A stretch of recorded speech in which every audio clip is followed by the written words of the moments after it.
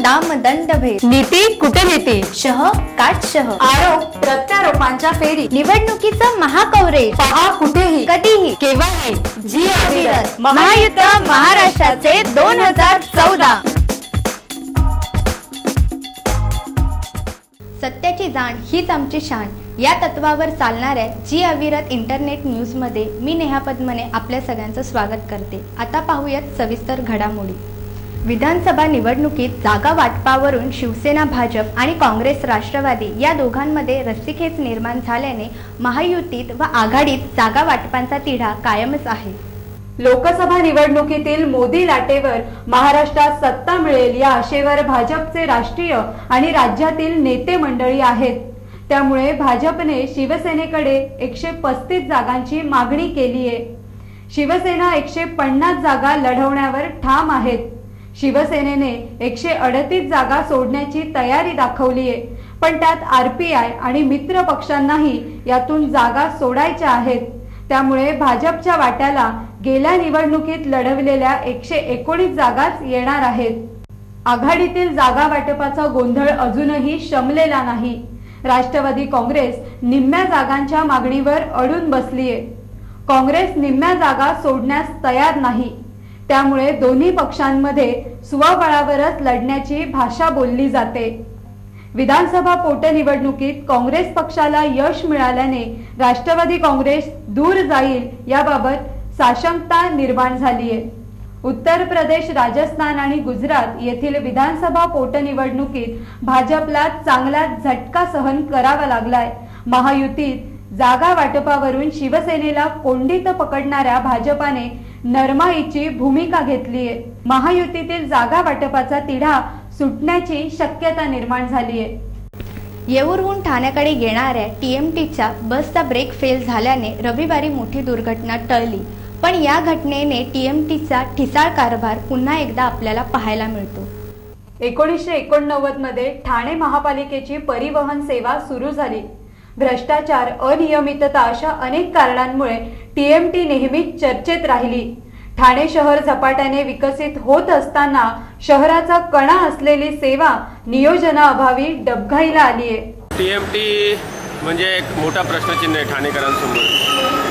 TMT म्हणजे आंधळं दळतंय आणि कुत्रं पीठ खातंय अशा प्रकारची अवस्था टीएमटीची आहे. एक टीएमटी नावाचा एक तांत्रिक उपक्रम अतिशय अतांत्रिक पद्धतीने हाताळला गेलेला उपक्रम आहे. कुठल्या प्रकारचं टेक्नॉलॉजिकली तंत्रज्ञान माहिती नसलेली माणसं अख्खी टीएमटी चालवत आहेत. आणि म्हणजे विशेष सांगायचं झालं की टीएमटीच्या आत्तापर्यंतच्या इतिहासामध्ये जो टीएमटीचा व्यवस्थापक असतो याला तांत्रिक अर्हता असण्याची आवश्यकता आहे, परंतु आजतागायत तांत्रिक अर्हता असलेला व्यवस्थापक टीएमटीला नाही आहे. ही सगळ्यात टीएमटीच्या ही मोठी शोकांतिका आहे. त्याबरोबर ती सगळ्यात दुसरा महत्त्वाचा की राजकारण्यांनी टीएमटीला कसं गिळलं याचं चांगलं उदाहरण सांगायचं झालं तर प्रत्येक उत्सुक नगरसेवक तो मार्ग जर प्रॉफिटमधला नसेल तरी देखील माझ्या मतदारसंघातून रूट गेला पाहिजे अशा प्रकारची त्यांचा आग्रह असतो. त्यामुळे प्रॉफिट नसलेले रूट चालवणं, आलेली गाडी आता आगार तुम्ही बघा टीएमटीमध्ये आत्ता काय जे काही 100-150 बसेस आत्ता मोडकळी आलेल्या का असेना पण ज्या आहेत त्यांना उभं राहायला जागा देखील नाही आहे. समजा टीएमटी बस दुरुस्त करायची असेल ना एखादी बस तर दुसऱ्या 3-4 बसेस आगारातून बाहेर काढून मग जागा करावी लागते. टीएमटी परिवहन सेवा को व्यवस्थापन और प्रशासन ने जो है पूरी तरह सफ़ेद हाथी बना दिया है. जिस हिसाब से चल रहा है उससे उन लोगों को तो परेशानियां नहीं होती, लेकिन आम यात्रियों को क्या परेशानी झेलनी पड़ती है वो सहज ही अनुभव किया जा सकता है. सबसे बड़ी स्थिति मतलब बसों को लेकर है. अभी थाने की सड़कों पर मात्र 350 गाड़ियां चलनी चाहिए थी, लेकिन अभी मुश्किल से मुश्किल 70 गाड़ियां चलती हैं. इस कारण आम यात्री इतने प्रताड़ित हो रहे हैं जिनकी कोई सीमा नहीं. परिवहनाच्या ताफ्यात एकूण 350 बसेस आहेत. त्यापैकी 125 बसेस दररोज रस्त्यावर धावतात. खटारा अवस्थेत असलेल्या बसेसही आपल्याला पाहावयास मिळतात. बस थांब्यांवर भिकारी व गरजुल्यांचा वावर असल्याने त्याचा त्रासही नागरिकांना सहन करावा लागतोय. पण याकडे प्रशासन व लोकप्रतिनिधींचे मात्र लक्ष नाही. शांता अशोक सातपुते, उल्हासनगरला राहते. मी टीएमसी मध्ये कामाला आहे. वर्तक नगरला अपडाऊन करते. गाड्यांची अवस्था बघून ना TMCच्या फार त्रास होतो लोकांना. लाईनीत एवढे बस, ट्रेनला एवढा वेळ लागतो, त्याच्यापेक्षा डबल 3 पटीने बसला तेवढा वेळ लागतो. लाईनीत उभं राहिल्यानंतर इतकं हे होतं, गाडी आली तर लोक नुसते भरधावपणे धावतात, पण ते प्रवाशांना चढायला आणि उतरायला तेवढ्यात गाडी पण सोडून जाते. आणि दुसरी गाडी लागते तर त्या येऊर आणि वर्तक नगर, शास्त्री नगर इकडच्या जाणाऱ्या गाड्यांना एकावर एक पार चढून जातात लोक, पण लाईन पण संपत नाही, पण गाड्या मिळतच नाही. दाखवतात 15-15 मिनिटांनी गाडी, पण गाडी वेळेवर नसते. मी मुनीलाल गुप्ता असं सांगतोय की येऊरला जी बसची ब्रेक फेल झाली, झाडाला जाऊन आदळली. TMT बसेंचा आपलं त्याचे दुरुस्तीकरण केलं जात नाही आणि त्यामुळे प्रवासींचा काय जीव धोक्यातच आहे. त्या हिशोबाने ही TMT काय आम्हाला प्रवासाला ठीक नाही वाटत आहे. TMTची सेवा बेस्ट व NMT मध्ये विलीन करण्याची मागणी सातत्याने होते, तरीही महापालिका हा पांढरा हत्ती पोचतोय. महापालिकेची तांत्रिक सेवा सांभाळण्यासाठी सक्षम अधिकाऱ्याची गरज आहे. प्रशासनाचा बेजबाबदार कारभार व खाजगी वाहतुकीमुळे परिवहन सेवा अडचणीत सापडली आहे.